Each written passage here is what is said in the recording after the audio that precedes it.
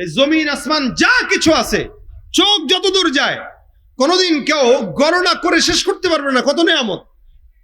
তার চাইতেও কোটি কোটি কোটি কোটি গুণে বেশি ফেরেশতা আল্লাহ পাক রব্বুল আলামিন দিয়েছেন। এক একটা মানুষের কাছেই তো কত লাখ লাখ ফেরেশতা আল্লাহ পাক দিয়েছেন। কত সংখ্যা ফেরেশতার, সামান্য একটা যদি কথা বলি আপনাদেরকে বুঝবেন। কি বলে আল্লাহ পাক রব্বুল আলামিন বাইতুল্লাহকে আল্লাহর বান্দাদের জন্য সৃষ্টি করেছেন যাতে তারা তাওয়াফ করতে পারে। মক্কা, ইন্না আউওয়ালা বাইত উদিআ লিন-নাস লাল্লাযী বিবাক্কাতা মুবারাক ওয়া হুদাল লিল আলামিন। ঠিক মক্কার উপরে নবী বলেন একদম বাইতুল্লাহ ঠিক বরাবর আসমানে একটা ঘর আছে, তার নাম হচ্ছে বাইতুল মামুর। এই বাইতুল্লাহ তাওয়াফ করে আল্লাহ পাক রব্বুল আলামিনের জমিনের বান্দারা, আর বাইতুল মামুর তাওয়াফ করে আল্লাহ পাকের সকল ফেরেশতারা। সুবহানাল্লাহ। মানে উপরেও তাওয়াফ চলে, নিচেও তাওয়াফ চলে। তাহলে আসমানেও আল্লাহ পাকের ইবাদত চলে, জমিনেও আল্লাহ পাকের ইবাদত চলে। এখন জমিনে যারা তাওয়াফ করে এরা তো একবারের জায়গায় 14 বারও করতে পারে। এখানে অনেক মানুষ আছেন যারা একাধিকবার হজ করেছেন। আবার এক এক হজের সফরে যে প্রত্যেক দিন এক একজন মোটামুটি 10 বার 20 বার 30 বার পর্যন্ত অনেক আছে তাওয়াফ করে।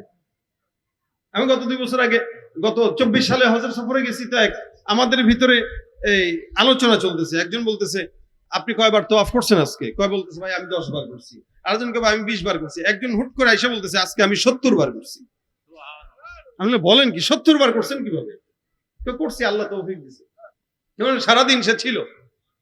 এটার ব্যাপারে কোনো বিধি নিষেধ নাই, যার যতবার মন চায় তাওয়াফ করো। কিন্তু রাসূল বলেন ঠিক বরাবর যে বাইতুল মামুর আছে, ওই বাইতুল মামুর যতবার মন চায় ততবার তাওয়াফ করার মতো কোনো বিধি নিষেধ মানে কোনো সিস্টেম নাই। আল্লাহ রাসূল সাল্লাল্লাহু আলাইহি ওয়াসাল্লাম বলেন কেউ কোন ফেরেশতা যখন তাওয়াফ করে প্রত্যেকটা ঝাঁকে, এক একটা ঝাঁকে যখন ফেরেশতারা তাওয়াফ করে তো 70,000 ফেরেশতা থাকে। আর এই 70,000 ফেরেশতা যখন একবার তাওয়াফ করে চলে যায়, দ্বিতীয়বার তাওয়াফ করার মতো কোনো সুযোগ তার জিন্দেগিতে কোনোদিন আসে না। সুবহানাল্লাহ। কয় আসতে কথাটা মনে হয় বুঝেন নাই আপনারা। মানে আমরা তো বারবার মন চাইলে তাওয়াফ করতে পারি, কিন্তু আসমানে যে ঘর আছে, যে ফেরেশতারা তাওয়াফ করে, ওই ঘর একবার কোন ফেরেশতা যখন তাওয়াফ করে যায় ও তার জিন্দেগিতে আর কোনোদিন তাওয়াফ করার সুযোগ পায় না। এক একবারে 70,000, তাহলে বুঝেন এক একবারে 70,000 গেল, পরে আবার 70,000 তাওয়াফ করতে আর কতক্ষণ লাগে? আরো ফেরেশতা। তাহলে হুট করে আসলো, হুট করে গেল, 70,000-এর পরে 70,000 এরকম করে এই সূর্যলগ্ন থেকে এখন পর্যন্ত চলছে, কিয়ামত পর্যন্ত চলবে। আল্লাহ পাকের ফেরেশতা শেষ হবে না এবং তার গণনা করাও সম্ভব কারো পক্ষে নয়। ভাই যে সময়টা চলতেছে এখন, এটা আপনাদের কি হালত দিলের আমি জানি না, আমার দিলের হালত হইল অত্যন্ত হতাশ। চারিদিকের অবস্থা, চারিদিকের যে অবস্থা, দেশের যে অবস্থা, এলাকার যে অবস্থা, আনুষঙ্গিক যে অবস্থা, সবকিছু মিলে প্রত্যেকটা মানুষ মনে মনে হতাশ। কেউ খুব ভালো নাই, কারণ খুন, গুম, অত্যাচার, নিপীড়ন, সব গুনাহের আখড়া সব বাড়তেছে নাকি কমতেছে? বাড়তেছে। এর ভিতরে ঈমানকে টিকা রাখার জন্য নিজের মতো নিজে চলাটা বেটার। বাস, আমি কারোর সাথে মেশারও দরকার নাই, চলারও দরকার নাই, কাউকে জানানোর দরকার নাই। নিজের মতো নিজে আমল আখলাক করে কোনো মতে ঈমানের সাথে কবরে যেতে পারলেই বাস ফায়দা। যারা চলে গেছে এরা তো আলহামদুলিল্লাহ ভালো, যারা চলে গেছে এরা আজকের এই ফিতনা দেখতেছে না। আপনাদের এখানে খতিব মনসুর রহমতুল্লাহ আলাইহি আমাদের তন্ত স্নেহের ছোট ভাই ছিল, সব বিষয় পরামর্শ করত এবং এই মসজিদে ঢোকার ব্যাপারেও আমার সাথে পরামর্শ হয়েছে তার। এরপর আমাকে এনেছেও, প্রথম বছর মাহফিলে দাওয়াতও দিয়েছিল, কিন্তু সে থাকতে পারে না। আমি ঠিকই আলোচনা করে চলে গিয়েছিলাম 2 বছর আগে। আজকের এই প্রোগ্রাম থেকে আমরা তার জন্য দোয়া করি, আল্লাহ পাক তাকে জান্নাতের উচ্চ মাকাম দান করুন। আমিন। সে আমাদের তুলনায় ভালো আছে, কারণ সে ফিতনার মধ্যে নাই, আল্লাহর জিম্মায় চলে গেছে। যারা আল্লাহর জিম্মায় চলে যায় ওর টেনশন থাকে না। দুনিয়াতে কোন চোর যদি কারো কাছে ধরা খায় টেনশন আছে, কারণ মায়ের কিন্তু একটাও মাটিতে পড়বে না। কিন্তু কোন গুনাহগার আল্লাহর জিম্মায় চলে গেলে টেনশন নাই, কারণ আল্লাহ চাইলে তারা ক্ষমাও করে দিতে পারে, চাইলে আবার 2-1টা মারতেও পারে। কিন্তু আল্লাহ পাকের যেই মায়ের, আল্লাহ পাকের যে ধরা, এটা শাদীদ ঠিক আছে, কিন্তু আল্লাহ পাকের যে দয়া, ওই ধরার চাইতেও দয়াটা অনেক বেশি আর অনেক বেশি, যেটার শুরু আছে কিন্তু শেষ নাই। এজন্য কোনো মতে ইমানের সাথে যেতে পারাটাই হলো সার্থকতা। আল্লাহ পাক যেন আমাদেরকে ইমানের সাথে হায়াত দান করেন, ইমানের সাথে মওত দান করেন। জোরে বলেন আমিন। তুমি মিটাও সকল চাওয়া দুদিন আগে পরে, তোমার কাছেই সকল পাওয়া সবই তোমার তরে। তুমি মিটাও সকল চাওয়া দুদিন আগে পরে, তোমার কাছেই সকল পাওয়া সবই তোমার তরে। তোমার পথে চললে সবাই আসবে যে সুদিন, তোমার দয়ায় পূর্ণ আমার সারা নিশিদিন। আল্লাহ তুমি দয়ার সাগর, দয়ার সাগর রহমানুর রহিম। তোমার দয়ায় পূর্ণ আমার সারা নিশিদিন, তোমার দয়ায় পূর্ণ আমার সারা নিশিদিন। কার দয়া? জবানটা খুলে আল্লাহু আকবার। আমি আপনাদের সামনে ছোট্ট একটি আয়াত, পরিচিত, যেটা আপনারা সবাই জানেন, সবাই পড়েন। আল্লাহ পাক রব্বুল আলামিনের এই কোরআনের ছোট্ট আয়াত থেকে দু চারটা মুজাকারা করব। এই মুজাকারার উপরে ভিত্তি করে কিছু আমল আমি আপনাদের সামনে পেশ করব। মুজাকারা, আজকে এই কথাগুলো বাড়িতে নিয়ে যাব ইনশাআল্লাহ। এরপরে তো অন্যান্য আলোচকরা আসবেই। এই দুনিয়া, আসমান জমিন যা কিছু দেখা যায়, এগুলো আল্লাহ পাক রব্বুল আলামিন সৃষ্টি করেছেন, সন্দেহ তো নাই। আল্লাহ পাক গোটা জাতির ভিতরে, গোটা মানবের ভিতরে, গোটা সৃষ্টির ভিতরে সবচাইতে দামি হিসাবে যাকে সৃষ্টি করেছেন, তিনি বলতে পারবেন কে? হ্যাঁ, মুহাম্মাদুর রাসূলুল্লাহ সাল্লাল্লাহু আলাইহি ওয়াসাল্লাম। এতটা দামি, যার নামটা বললাম যে মুহাম্মদ, এই নাম শোনার সাথে সাথে আপনার আমার উপরে সাল্লাল্লাহু আলাইহি ওয়াসাল্লাম পড়া ওয়াজিব হয়ে গেছে। কারণ দুনিয়াতে কোন নবী আদম থেকে নিয়ে ঈসা পর্যন্ত কোন নবীর নাম শোনার পরে দুরূদ পড়া ওয়াজিব ছিল না, কিন্তু মুহাম্মদুর রাসূলুল্লাহর নাম শোনার সাথে সাথে দুরূদ পড়া ওয়াজিব। সুবহানাল্লাহ, আসতে বলেন। কারণ দাম বেশি, এটা আলাদা গুরুত্ব বুঝাইতে যে আল্লাহ পাক এটা দিলেন, যে গুরুত্ব এটার আলাদা। শুধু তাই না, নবী করিম সাল্লাল্লাহু আলাইহি ওয়াসাল্লাম এভাবে বলেছেন যে কেউ একবার মসজিদের মেম্বারে উঠতেছেন, রাসূল আমিন বলতেছেন, প্রথমবার আমিন, দ্বিতীয় তাকে পাড়া দিলেন, সেখানেও আমিন, তৃতীয় তাকে পা দিলেন, সেখানেও আমিন। সাহাবা একরাম বললেন, ইয়া রাসূলুল্লাহ, আপনি পা দিচ্ছেন আর আমিন বলছেন, এটা কেন?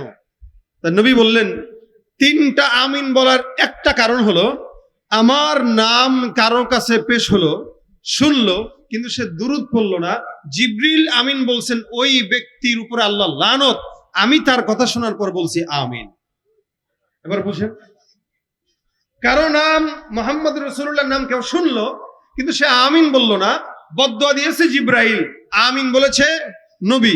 বলেন তো এই বদদুয়াটা কবুল হবে না সন্দেহ আছে? কবুল হবে না সন্দেহ আছে? 100% এটা কবুল হবেই।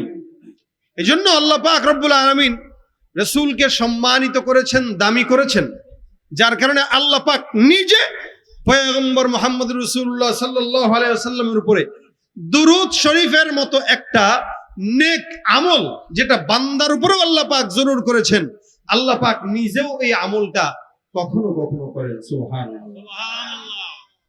দেখেন, আল্লাহ পাকের নামাজ লাগে না, রোজা লাগে না, অন্যান্য জিকির আজকার লাগে না, ইবাদত বন্দেগী লাগে না, কিন্তু আল্লাহ পাক বলেন, ইন্নাল্লাহা ওয়া মালাইকাতাহু ইউসাল্লুনা আলান নবী ইয়া আইয়ুহাল্লাযীনা আমানু সাল্লু আলাইহি ওয়া সাল্লিমু তাসলিমা।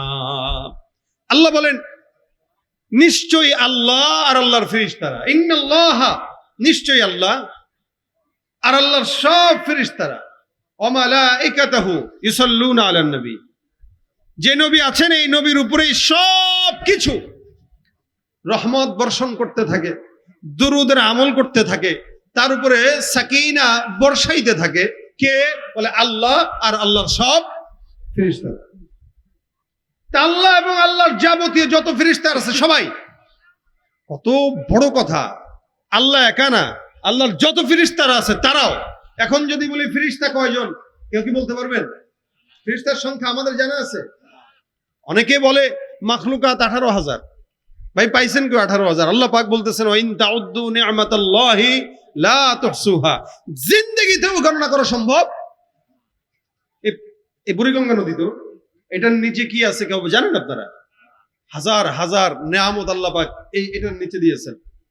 এই জমিন আসমান যা কিছু আছে, চোখ যত দূর যায় কোনোদিন কেউ গণনা করে শেষ করতে পারবে না কত নেয়ামত। তার চাইতেও কোটি কোটি কোটি কোটি গুণে বেশি ফেরেশতা আল্লাহ পাক রব্বুল আলামিন দিয়েছেন। এক একটা মানুষের কাছেই তো কত লাখ লাখ ফেরেশতা আল্লাহ পাক দিয়েছেন। কত সংখ্যা ফেরেশতার, সামান্য একটা যদি কথা বলি আপনাদেরকে বুঝবেন।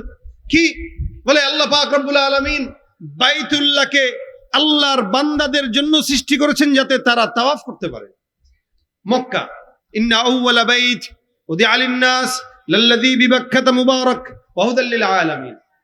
ঠিক মক্কার উপরে নবী বলেন একদম বাইতুল্লাহ ঠিক বরাবর আসমানে একটা ঘর আছে, তার নাম হচ্ছে বাইতুল মামুর। এই বাইতুল্লাহ তাওয়াফ করে আল্লাহ পাক রব্বুল আলামিনের জমিনের বান্দারা, আর বাইতুল মামুর তাওয়াফ করে আল্লাহ পাকের সকল ফেরেশতারা। সুবহানাল্লাহ। মানে উপরেও তাওয়াফ চলে, নিচেও তাওয়াফ চলে। তাহলে আসমানেও আল্লাহ পাকের ইবাদত চলে, জমিনেও আল্লাহ পাকের ইবাদত চলে। এখন জমিনে যারা তাওয়াফ করে এরা তো একবারের জায়গায় 14 বারও করতে পারে। এখানে অনেক মানুষ আছেন যারা একাধিকবার হজ করেছেন। আবার এক এক হজের সফরে যে প্রত্যেক দিন এক একজন মোটামুটি 10 বার 20 বার 30 বার পর্যন্ত অনেক আছে তাওয়াফ করে। আমি গত 2 বছর আগে গত 24 সালে হজের সফরে গেছি, তো আমাদের ভিতরে এই আলোচনা চলতেছে। একজন বলতেছে আপনি কয়বার তাওয়াফ করছেন আজকে? কয় বলতেছে ভাই আমি 10 বার করছি। আরেকজন কয় আমি 20 বার করছি। একজন হুট করে এসে বলতেছে আজকে আমি 70 বার করছি। আমি বলেন কি 70 বার করছেন কিভাবে? তো করছি, আল্লাহ তৌফিক দিয়েছে। যেমন সারাদিন সে ছিল। এটার ব্যাপারে কোনো বিধি নিষেধ নাই, যার যতবার মন চায় তাওয়াফ করো। কিন্তু রাসূল বলেন ঠিক বরাবর যে বাইতুল মামুর আছে, ওই বাইতুল মামুর যতবার মন চায় ততবার তাওয়াফ করার মতো কোনো বিধি নিষেধ মানে কোনো সিস্টেম নাই। আল্লাহ রাসূল সাল্লাল্লাহু আলাইহি ওয়াসাল্লাম বলেন কেউ কোন ফেরেশতা যখন তাওয়াফ করে প্রত্যেকটা ঝাঁকে এক একটা ঝাঁকে যখন ফেরেশতারা তাওয়াফ করে তো 70,000 ফেরেশতা থাকে। আর এই 70,000 ফেরেশতা যখন একবার তাওয়াফ করে চলে যায়, দ্বিতীয়বার তাওয়াফ করার মতো কোনো সুযোগ তার জিন্দেগিতে কোনোদিন আসে না। সুবহানাল্লাহ। কয় আসতে কথাটা মনে হয় বুঝেন নাই আপনারা। মানে আমরা তো বারবার মন চাইলে তাওয়াফ করতে পারি, কিন্তু আসমানে যে ঘর আছে যে ফেরেশতারা তাওয়াফ করে, ওই ঘর একবার কোন ফেরেশতা যখন তাওয়াফ করে যায় ও তার জিন্দেগিতে আর কোনোদিন তাওয়াফ করার সুযোগ পায় না। এক একবারে 70,000। তাহলে বুঝেন এক একবারে 70,000 গেল, পরে আবার 70,000 তাওয়াফ করতে আর কতক্ষণ লাগে? আরো ফেরেশতা। তাহলে হুট করে আসলো, হুট করে গেল। 70,000-এর পরে 70,000 এরকম করে এই সূর্যলগ্ন থেকে এখন পর্যন্ত চলছে, কিয়ামত পর্যন্ত চলবে। আল্লাহ পাকের ফেরেশতা শেষ হবে না এবং তার গণনা করাও সম্ভব কারো পক্ষে নয়। আল্লাহ বলেন ইন্নাল্লাহা ওয়া মালাইকাতাহু ইউসাল্লুনা আলান নবী। নিশ্চয়ই আল্লাহ, আল্লাহর সব ফেরেশতারা ওই পয়গম্বরের নামে দুরূদ আমল করে সালাম পৌঁছায়। আমি আল্লাহ একাই করি না, আমার রহমতের ফেরেশতারাও সালাম দেয়। কেন আমার রহমতের ফেরেশতারা সালাম দেয়? এ দুনিয়ার বান্দা জানো, যারা জমিনের মধ্যে আমি আল্লাহ পাক রব্বুল আলামিন যাকে সম্মানিত করলাম, যিনি মক্কায় যখন আসছে মক্কা এলাকার মানুষগুলো দামি হয়ে গেল। মক্কা থেকে মদিনায় গেল, মদিনার মানুষ দামি হয়ে গেল, মদিনাও দামি হয়ে গেল। কে চিনত মক্কা মদিনা? আল্লাহ পাক রব্বুল আলামিন সৌদির মধ্যে এমন একটা জায়গায় মক্কা আর মদিনা দেওয়ার কারণে গোটা বিশ্ব থেকে লক্ষ কোটি কোটি মানুষ বারবার ওখানে যায়। এ মুসলমান, কিন্তু সেই জায়গাটাকে আজকে নষ্ট করে ফেলতেছে আমাদের বাংলাদেশের কিছু বাটপার সিটার ব্যবসায়ীরা। এই উমরার একটা বড় ইবাদতকেও এরা সিন্ডিকেট করে দাম এত বাড়াচ্ছে যে সাধারণ মানুষ উমরায় যাবে, আল্লাহর ঘরে যাবে, এই সাহস পর্যন্ত হারায় ফেলতেছে। আল্লাহর ঘর নিয়ে ব্যবসা, বিমানের দাম যেখানে 35-70 হাজার টাকা, ওখানে ওইটা সিন্ডিকেট করে 1,10,000 20,000 পর্যন্ত। কেউ নাই, এগুলো দেখার কেউ নাই। আমরা খালি গল্পই শুনি পরিবর্তন হবে, কিন্তু হয় না। কারণ সরকারের হাত থেকেও এ সমস্ত বাটপার ব্যবসায়ীদের হাত অনেক বড়। কথা ঠিক কিনা বলেন? আমি তো সেদিনও বলছিলাম, বাংলাদেশের মানুষ পারে না এরকম কিছু নাই। আল্লাহর রহমতে বাংলাদেশের মানুষ পারে না এরকম কিছু নাই, খালি একটু ইচ্ছা থাকতে হয় আর সাহস থাকতে হয়। আমরা যদি ইচ্ছা করি এখন যে মোটামুটি আগামী 1 মাস কেউ আমরা উমরায় যাব না, 1 মাস পরে যাব, এটা এরকম ফরজ না যে আমাদের করতেই হবে, নফল ইবাদত। 1 মাস যাব না, দেখবেন যেগুলো সিন্ডিকেট করে বিমানের দাম বাড়াইতেছে এগুলো সবগুলো তলায় লালবাতি জ্বলে যাবে, অটোমেটিক দাম কমাই দিবে। আপনি কত মানুষ এখানে আছেন দেখবেন পাসপোর্ট দিয়ে রাখছেন, ভাই কত টাকা টিকিট? 1,10,000। ভাই আর কয়দিন পরে দেন, কয়দিন পরে যায় 1,20,000 যায়, মানে বাড়তে আছে। আল্লাহর নবীর ঘর, আল্লাহর ঘর, এগুলো নিয়েও ব্যবসা। জাতি কোনো জায়গায় ঠিক থাকলো না। ভাইরা আমার, আল্লাহ পাক রব্বুল আলামিন কত দামি বানাইছেন। মক্কার মদিনাকে আল্লাহ পাক দামি বানায় দিলেন। নবী যেখানে গেলেন, নবী ওই জায়গাটাকে আল্লাহ পাক রহমতের বানায় দিলেন। যার মাথায় হাত রাখলো তাকে আল্লাহ পাক দামি বানায় দিলেন। যার ঘরের মধ্যে পাও রাখলেন ওই ঘর দামি হয়ে গেল। যেই পাত্রের মধ্যে পয়গম্বরের হাত পড়লো ওই পাত্রটাও দামি হয়ে গেল। আল্লাহ পাক রব্বুল আলামিন বলেন, জমিনের মধ্যে সবচাইতে দামি আল্লাহ পাক আমি আপনাকে বানাইলাম, যেই কারণে বরকত আর রহমতের খাজানা। আল্লাহ বলেন, ওয়াল কলামি ওয়া মা ইয়াসতুরুন মা আনতা বিনি'মাতি রাব্বিকা বিমাজনুন ওয়া ইন্না লাকা লাআজরান গায়রা মামনুন। এমন এমন কোন নিয়ামত নাই যে নিয়ামত আল্লাহ পাক দেয়নি। আল্লাহ পাক বলেন, নিরবিচ্ছিন্ন নিয়ামত আমি পয়গম্বর মুহাম্মদুর রাসূলুল্লাহ সাল্লাল্লাহু আলাইহি ওয়াসাল্লামকে দান করলাম। আমার পয়গম্বরের নিয়ামতের বরকতে আপনার আমাকে আল্লাহ পাক রব্বুল আলামিন নিয়ামত দিলেন, যার কারণে শেষ জামানার উম্মত হওয়ার কারণে এখনো পর্যন্ত কোটি কোটি গুনাহ করার পর আল্লাহ পাক এখনো আমাদেরকে সমূলে ধ্বংস করেন নাই।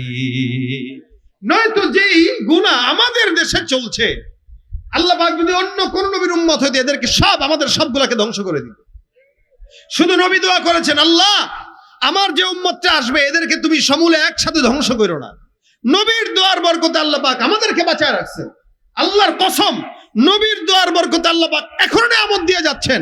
যদি নবীর দোয়া না থাকতো আমরা দুনিয়াতে চলে ফিরে খাওয়া তো দূরের কথা, বহুত আগে ধ্বংস হয়ে যেতাম, বহুত আগে ধ্বংস হয়ে যেতাম। আল্লাহ পাক রব্বুল আলামিনের পয়গম্বরকে এরকম দামি বানাইলেন যেখানে হাত দিয়েছেন বরকত। জাবের রাদিয়াল্লাহু তাআলা আনহু হাদিস বর্ণনা করেন, উনি ঘটনা বর্ণনা করে বলেন, খন্দকের যুদ্ধে যখন নাকি আমরা পরীক্ষা খনন করছিলাম, পরীক্ষা খনন করার সময় সাহাবা একরামের সংখ্যা প্রায় ছিল 1000। পয়গম্বর সাহাবা একরামরা পরীক্ষা খনন করতে যায়, একটা বিশাল বড় পাথর বাইল।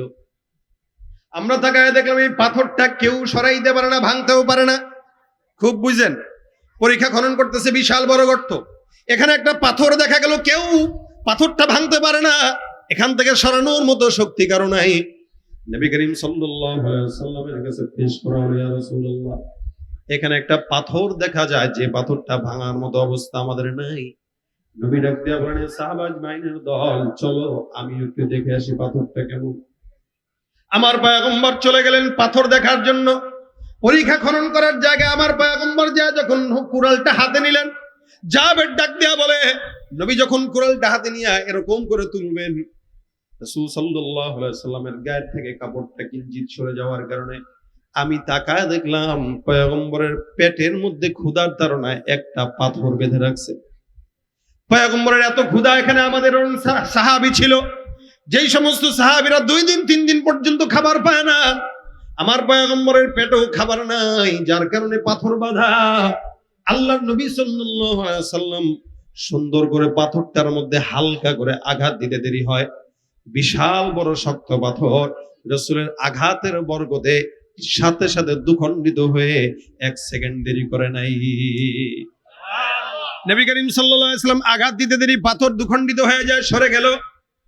জাবের ডাক দিয়া কয়, পয়গম্বরের পেটে পাথর, আমার আর কোনো সহ্য হয় না, দৌড় দিয়ে চলে গেলাম। আমি আমার বিবির কাছে যে ডাক দেয়া বললাম, বিবি ঘরের মধ্যে কোনো কিছু যদি থাকে তুমি আমাকে বলো। আমি আমার পয়গম্বরের পেটের মধ্যে পাথর বাঁধা অবস্থায় দেখছি, আমার সহ্য হয় না। এ মুসলমান, আজকে ফিলিস্তিনের দিকে তাকায় নজর দেন, হাজার হাজার শিশুরা ক্ষুধার তাড়নায় জমিন থেকে বিদায় হয়ে গেছে। এমন এমন হালত আমাদের চোখের সামনে ভেসে আসতেছে, যে সমস্ত বাচ্চাদের হাড্ডি ছাড়া শরীরের মধ্যে আর কোনো কিছু নাই। মুসলমান দাবি করে আরব বিশ্বগুলো এখন পায়ের উপরে পা উঠে বসে আছে।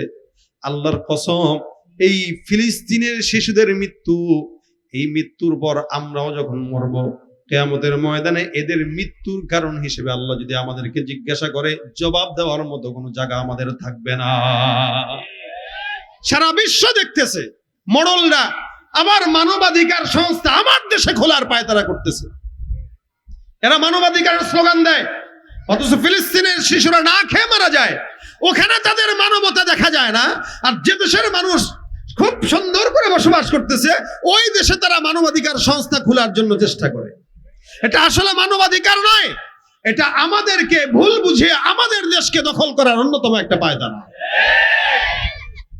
অথচ এটাই হওয়া উচিত ছিল যে মুসলমান হিসেবে বিশ্বের যে কোনো প্রান্তে কেউ যদি আঘাত পায়, মুসলমান হিসেবে আমি বাংলাদেশের মুসলমান, ইন্ডিয়ার মুসলমান, আমেরিকার মুসলমান, নাইজেরিয়ার মুসলমান, উগান্ডার মুসলমান, যে দেশে থাকুক না কেন, আমাদের আল্লাহ একজন, আমাদের নবী একজন, আমাদের কাবা একজন, আমাদের রওজা একটা।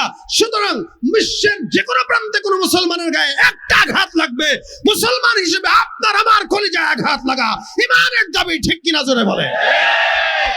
যুবক, তুমি বাঙালি হও কিংবা ইন্ডিয়ান, কিংবা জার্মানি, জাপানি, কিংবা চাইনিজ, রাশিয়ান, স্প্যানিশ, ড্যানিশ, ফরাসি, কিংবা ব্রিটিশ, আমেরিকান, আরবি, আজমি, ইরানি, তুরানি, তুর্কি বা আফগান, মুসলমান তুমি তো মুসলমান, ঠিক কিনা? তুমি সাদা হও কিবা কালো হও, দেখো রক্ত তোমার লাল। সুখী হও কিবা দুঃখী হও, দেখো ইমানে নির্ভেজাল। সাদা হও কিবা কালো হও, দেখো রক্ত তোমার লাল। সুখী হও কিবা দুঃখী হও, দেখো ইমানে নির্ভেজাল। কাছে রও কিবা দূরে রও, তবু কাবাই তোমার ঘর। স্লোগানে তোমার কেঁপে উঠে আজ পৃথিবীটা থর থর। কাছে রও কিবা দূরে রও, তবু কাবাই তোমার ঘর। স্লোগানে তোমার কেঁপে উঠে আজ পৃথিবীটা থর থর। মৃত্যু তোমায় জানায় সালাম, দূরে থাকে শয়তান, মুসলমান। আমরা সবাই কি হতে পারো? তুমি প্রাচ্যের কিবা হতে পারো প্রতিচির, হতে পারো তুমি সংসারে কিবা হতে পারো মুসাফির। যদি শুনে থাকো কোথাও কখনো মাজলুমানের ডাক, গৃহ পরিবার প্রেয়সী বন্ধু পড়ে থাক, ছুটে যাও আগে দুর্বার বেগে জিহাদের ময়দান, মুসলমান তুমি তো মুসলমান। রক্তে তোমার যদি জ্বলে থাকে শাহাদাতের আগুন, লাখো শহীদের খুন রাঙা পথে ঢালো কলিজার খুন। চেয়ে দেখো আজ এসেছে আবার দিন বদলের দিন, নয়া জামানার মিনারে ডাকিছে মুয়াজ্জিন। ছিঁড়ে ফেলো সব মায়ার বাঁধন, জীবনের পিছু টান, মুসলমান তুমি তো মুসলমান। আমরা কি রাসূল বলেন, প্রত্যেকটা মুসলমান কে জেসে দিন ওয়াহিদ, এরা এক দেহ এক প্রাণ। বিশ্বের যে কোনো প্রান্তে মুসলমান কষ্টে পাবে। আমরা বাংলাদেশে থেকে হয়তো তাদের কাছে যেতে না পারলেও এখান থেকে অন্তত প্রতিবাদটা তো করতে পারবো, ঠিক কিনা জোরে বলেন। সুতরাং আমরা ধিক্কার জানাই ওই লাল চামড়ার কুত্তা বাহিনীদেরকে, যারা ফিলিস্তিনের মুসলমানদেরকে নির্বিচার হত্যা করছে। আল্লাহ পাক তাদেরকে ধ্বংস করে দেয়, জোরে বলেন আমিন। ভাইরা আমার, নবী করিম সাল্লাল্লাহু আলাইহি ওয়াসাল্লাম সাহাবা একরামদের জামানা থেকে আজ পর্যন্ত ক্ষুধার যন্ত্রণা এটা আল্লাহ পাক দিয়েছেন মানুষকে, যার কারণে এই গরিবের ক্ষুধার যন্ত্রণা যেন ধনীরা বুঝে, রমজান এটাও একটা অন্যতম কারণ। সারাদিন ক্ষুধায় থাকো, তাহলে বুঝবা গরিবরা না খেয়ে কিভাবে থাকে। এই জন্য রোজার মাসে আমরা সকাল থেকে সন্ধ্যা পর্যন্ত না খেয়ে থাকলে অস্থির হয়ে যাই। গরিবরা কিভাবে না খেয়ে থাকে এটা কিঞ্চিত হলেও বোঝা যায়। রাসূল করিম সাল্লাল্লাহু আলাইহি ওয়াসাল্লাম না খেয়েছিলেন। এখন যদিও আমরা অনেকে বলতে পারি যে না খেয়েছিলেন, তা আপনারা থাকেন না কেন, আমি থাকি না কেন? ভাই, ওই জামানা এই জামানা এক ছিল না। ওই জামানা ইসলাম এই পর্যন্ত এসেছে নবী করিম এবং সাহাবা আজমাইনদের ত্যাগের বিনিময়ে। রাসূল সাল্লাল্লাহু আলাইহি ওয়াসাল্লাম ত্যাগ করেছেন, সেই ত্যাগের ফসল আমরা ভোগ করতেছি। সাহাবা একরাম ত্যাগ করেছেন, সেই ত্যাগের ফসল আমরা ভোগ করতেছি। আমাদের আকাবির আসলাফরা ত্যাগ করেছেন, সেই ত্যাগের ফসল আমরা ভোগ করতেছি। উচিত ছিল তাদের চাইতেও বেশি ইসলামের পথে আমাদের চলা, কিন্তু ফ্রি সার্ভিস এটা মানুষ ঠিকমতো এটা ঠিকমতো পালন করতে পারে না। যে কোনো জিনিস ফ্রি পেয়ে গেলে ওটার মূল্যায়ন করে না। যদি সাহাবা একরামদের মতো জীবনের প্রত্যেকটা পদক্ষেপে ইসলাম পালন করতে যে রক্ত আর জীবন দেওয়া লাগতো, তাহলে এই জামানায় আমরাও কোন নেতার আদর্শ বাস্তবায়নের জন্য জীবন দিতাম না, আল্লাহ নবীর জন্য জীবন দিতাম। ঠিক কিনা? যেহেতু ইসলাম ফ্রি পাইছি, এই কারণে মনে হয় তো খাল্লি বাল্লি জাগা। কিন্তু দলের নেতার পক্ষে কিন্তু স্লোগান ঠিকই দেয়। দলের নেতারা ভুলতে পারে না, ইসলাম ভুলে যায়। ইসলামী আইন ভালো লাগে না, দলের আইন ভালো লাগে।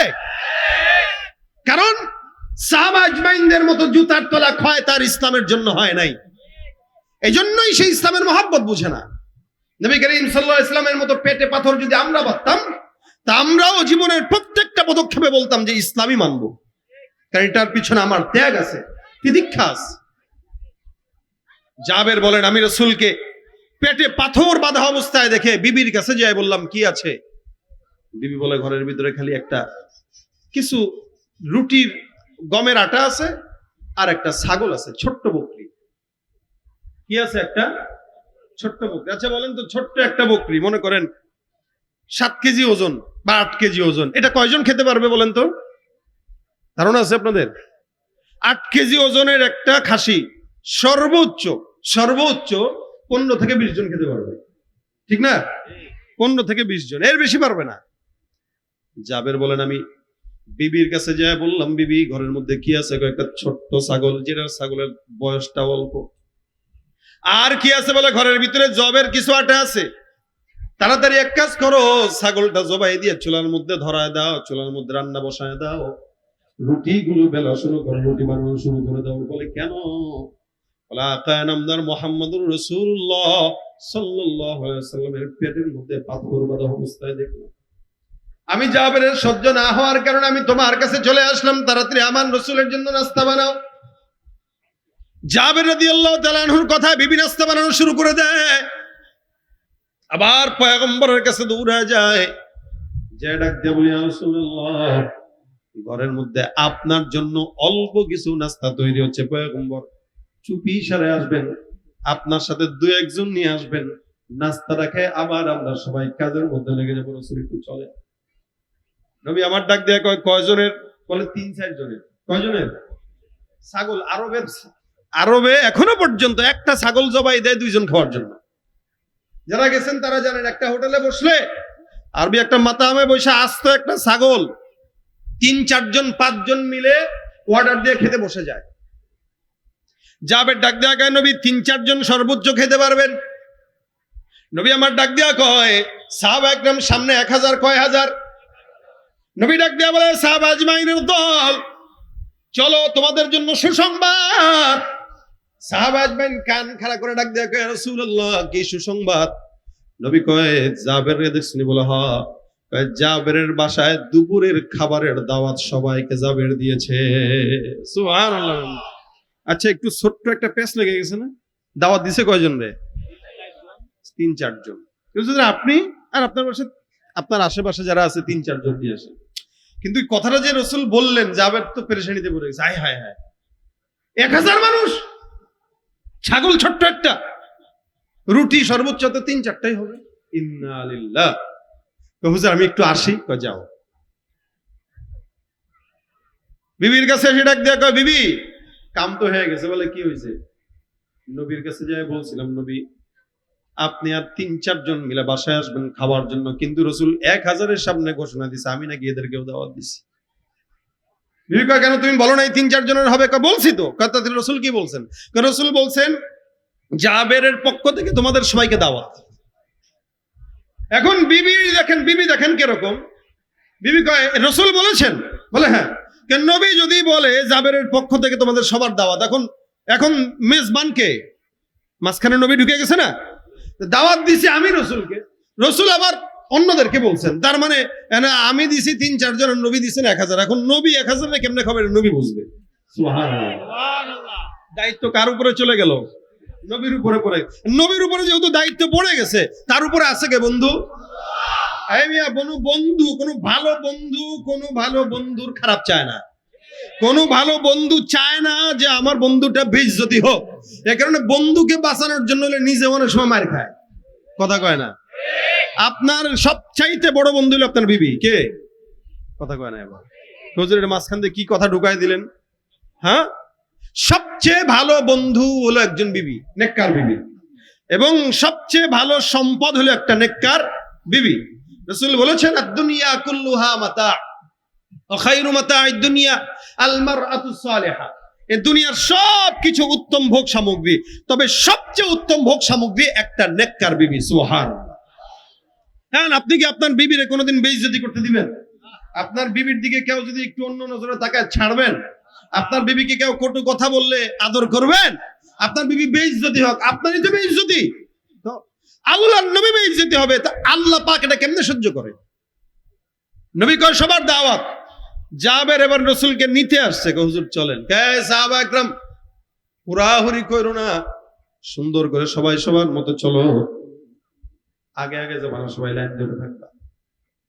সবাইকে লাইন ধরে দাঁড়ানোর জন্য রাসূল বললেন হুড়াহুড়ি করা যাবে না, খাবারের দাওয়াত আছে, সবাই পাবা।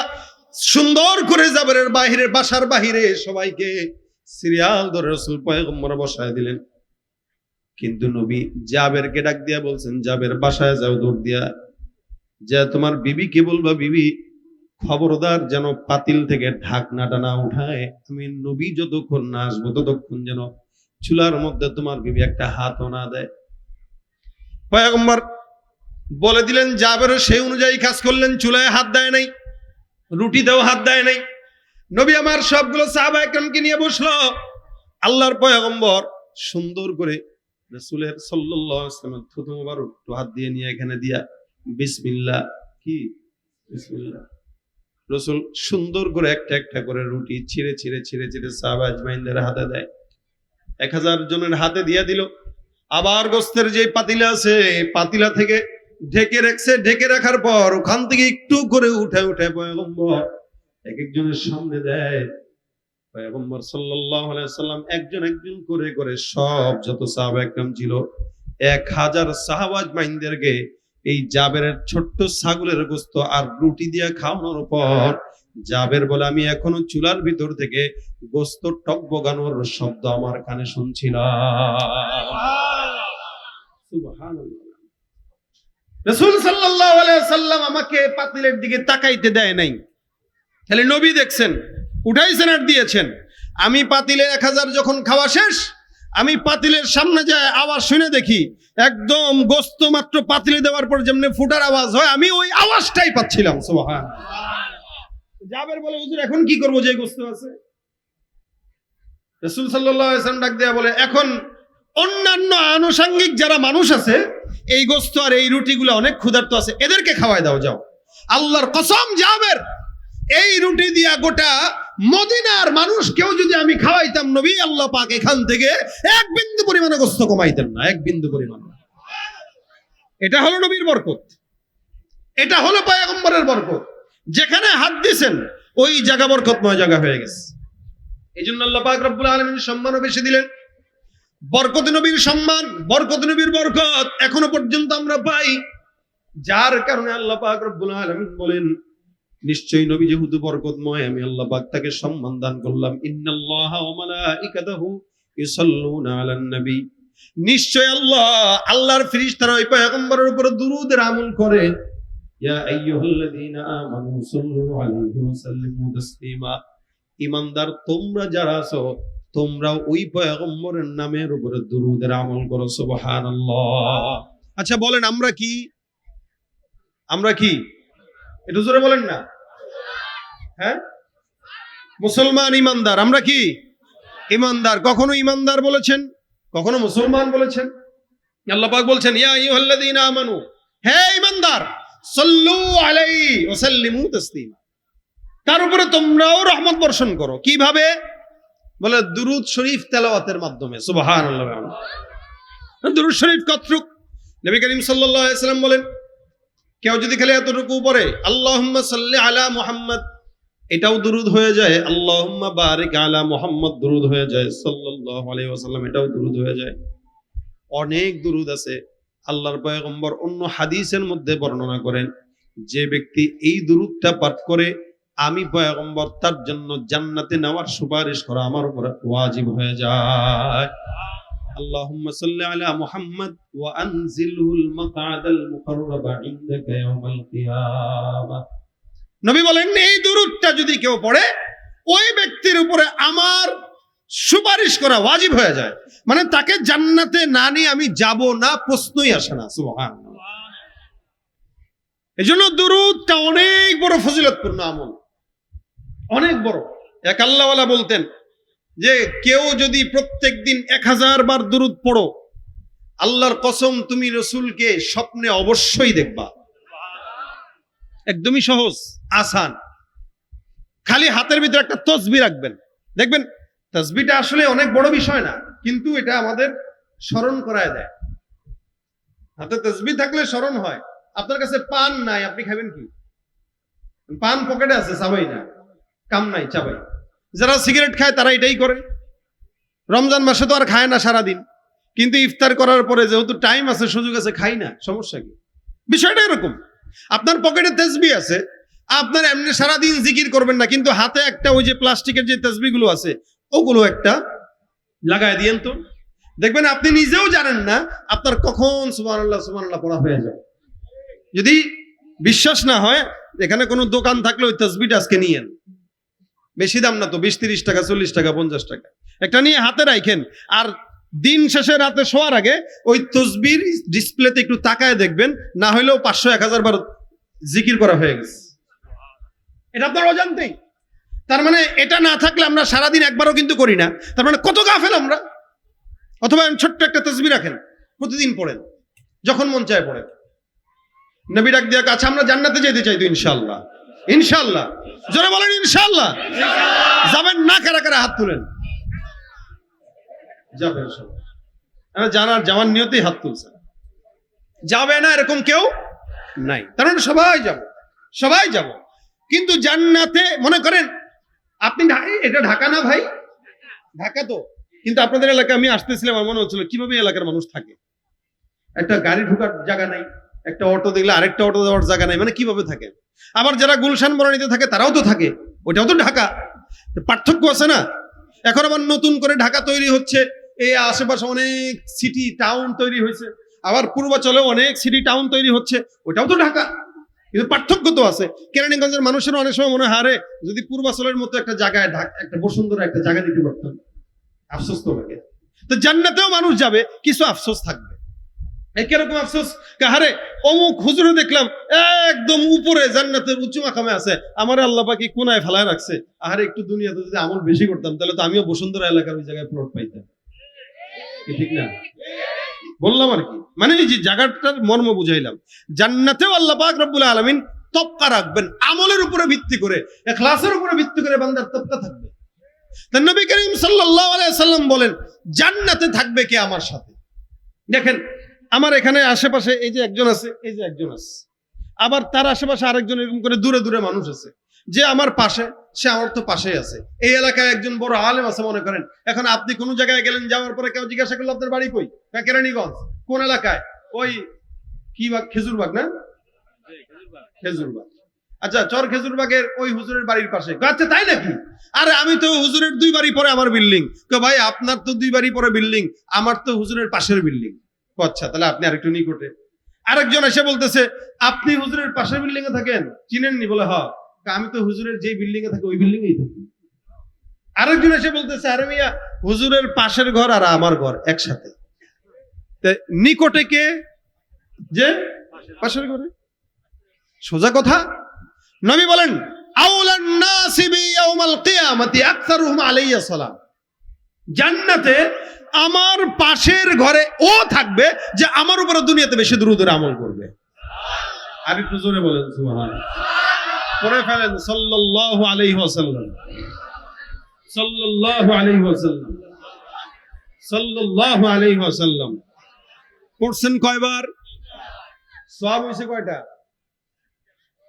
বলেন তো? সওয়াব হইছে কয়টা? 30টা। কয়টা? কয়টা? গুনাহ মাফ হইছে কয়টা? 30টা। গুনাহ মাফ হইছে কয়টা? রাসূল বলেছেন কেউ একবার পড়বে দুরূদ 10টা গুনাহ মাফ, 10 বার রহমত নাজিল, 10 বার তার সম্মানকে আমি আল্লাহর দরবারে ফেরেশতাদের কাছে উঁচু করে দেব। সুবহানাল্লাহ।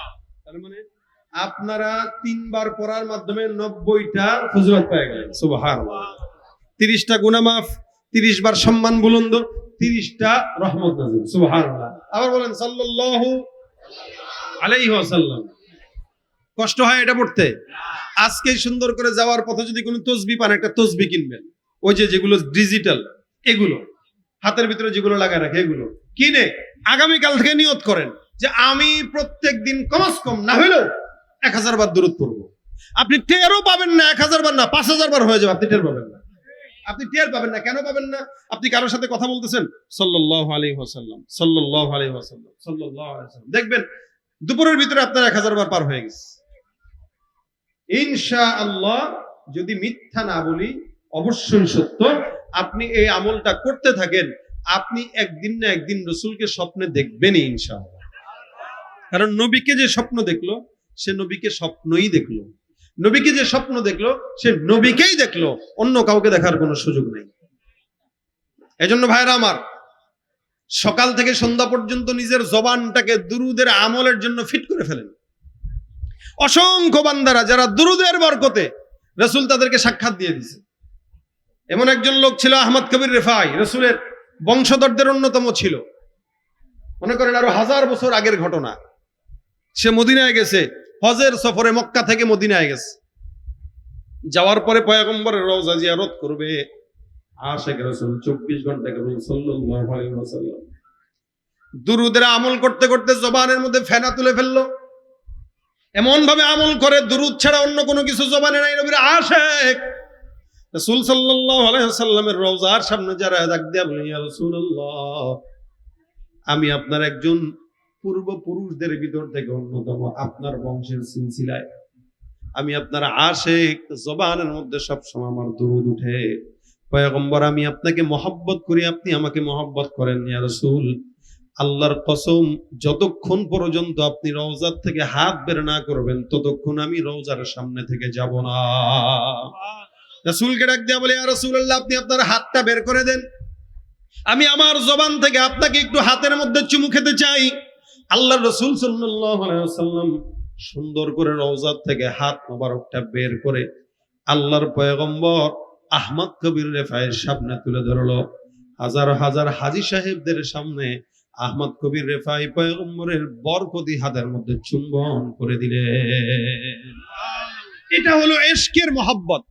আপনি আমিও যদি রাসূলের সাথে ইশক আর মহব্বতকে গাঢ় করতে পারি, ইনশাআল্লাহ আশা করা যায় আমরাও পয়গম্বরের দিদার স্বপ্নে নসিব করবো ইনশাআল্লাহ। এজন্য ভাই, যে আমল আল্লাহ পাক করে সে আমল আমরা করা উচিত না?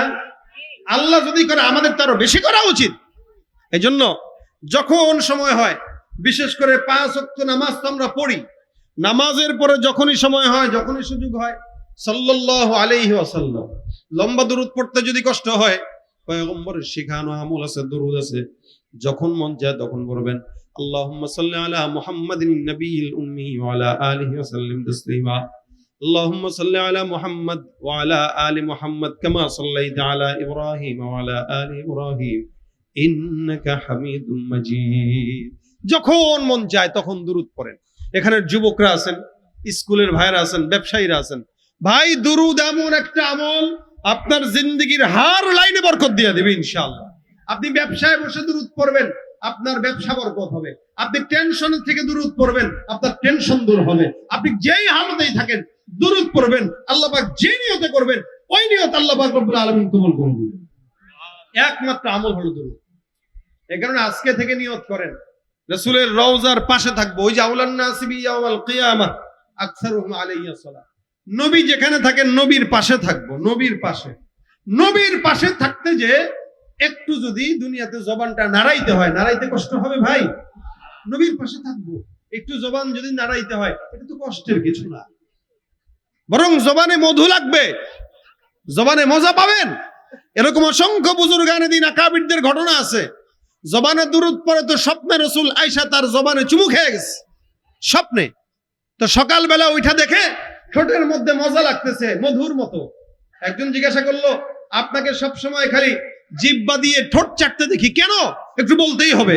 তা আল্লাহওয়ালা বলতেছেন, আল্লাহর কসম, আমাকে বহুদিন আগে পয়গম্বর স্বপ্নে আমার এই ঠোঁটে চুমু খেয়েছিলেন, শুধুমাত্র রাসূলের নামে দুরূদ পড়ি, সেদিনের পর থেকে আমি আমার ঠোঁটে মধুর মতো স্বাদ পাই। রাসূলের স্পর্শের বরকত। এই জন্য আমরা আমাদের জবান দিয়া ফাহেসা কথা বলি, বন্ধু বান্ধব থাকলে গল্প গুজব করি, অযথা আড্ডাবাজি করি। খালি এই ফাঁকে নিয়তটা করে ফেলবেন যে আমরা যতদিন হায়াত পাবো, আর আমার হাতে একটা তসবিহ উঠায় নেব, পকেটে একটা তসবিহ রেখে দিব, যে তসবিহটা আমার রাসূলের নাম স্মরণ করায় দিবে আমাকে।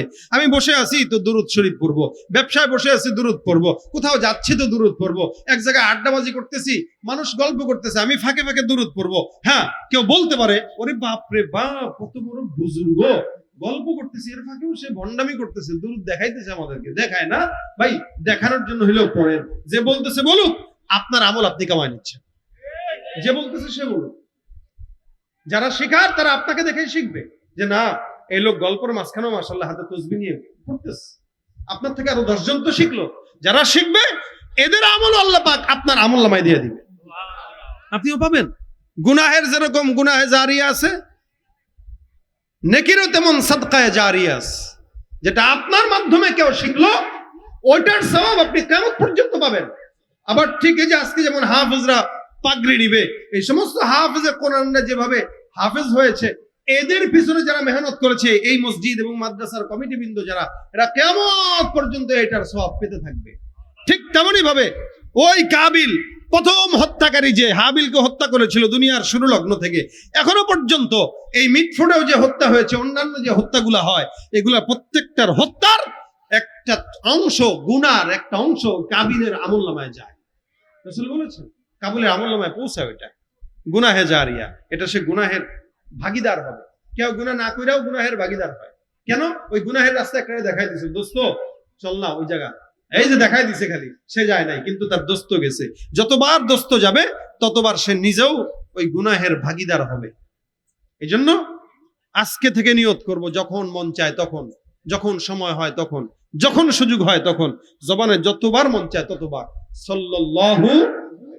সাল্লাল্লাহু আলাইহি ওয়াসাল্লাম। একটু জবানটা খুললেই ভাই সওয়াব, জবানটা খুললেই সওয়াব। আমরা জবান খুলি ঠিকই, অযথা আলাপে খুলি, জাতের আলাপে খুলি না। এই জন্য আল্লাহ পাক রব্বুল আলামিন যেন আমাদের জবানকে রাসূলের নাম দিয়া ভিজায় দেয়, বলেন আমিন। রাসূলের নাম দিয়া ভিজায় দেয়, বলেন আমিন। আরো জোরে বলেন আমিন।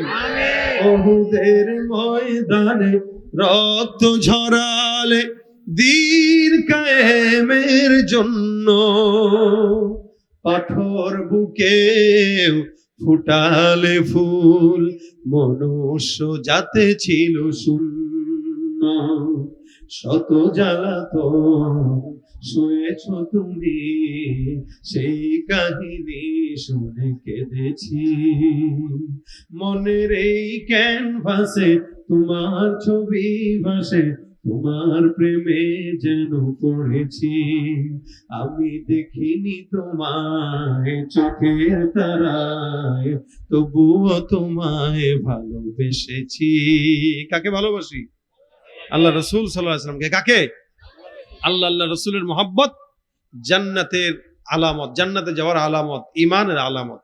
এজন্য আল্লাহ পাক এই সমস্ত মহব্বত গুলো যেন আমাদেরকে দান করে, বলেন আমিন। যখন সুযোগ হয় আজকে থেকে নিয়ত, যখন মন চায় তখন, প্রত্যেক দিন কমাস কম অন্তত 1000 বার কষ্ট হোক, তাহলে না পড়লাম 500 বার পারি। যারা 500 বার না পারলাম অন্তত 100 বার করি, প্রত্যেক দিন 100 বার করি। এটাও যদি না পারলাম 5 ওয়াক্ত নামাজের পরে 10 বার 10 বার 10 বার করে 50 বার পড়ি। বাস সহজ। আল্লাহ পাক যেন আমাদের সকলকে তৌফিক দান করে, বলেন আমিন। আজকের এই মজমায় যারা আসছেন বসছেন, যারা আলোচনা শুনলাম বললাম, আল্লাহ পাক প্রত্যেকের আলোচনায় বরকত দেখ, আমলগুলো করার তৌফিক দান করুন। আপনারা এই আমলটা নিজেরা করবেন এবং বিবির সাথে প্রতিযোগিতা দিয়ে করবেন। বিবিকেও বলবেন, এই যে তাসবিহ তোমার জন্য আল্লাহ, তুমি ঘরে থাকো সারাদিন তুমি পড়বা, আপনি অফিসে যাওয়ার পরে পড়তে না পারলেও বিবি যে পড়ছে ওইটার সব পাবেন। এই জন্য বিবিকেও শিখাই দিবেন, ঘরের ভিতরে এগুলো মুজাকারা করবেন। আল্লাহ পাক আমাদেরকে এই আমলগুলো করার তৌফিক দান করুন।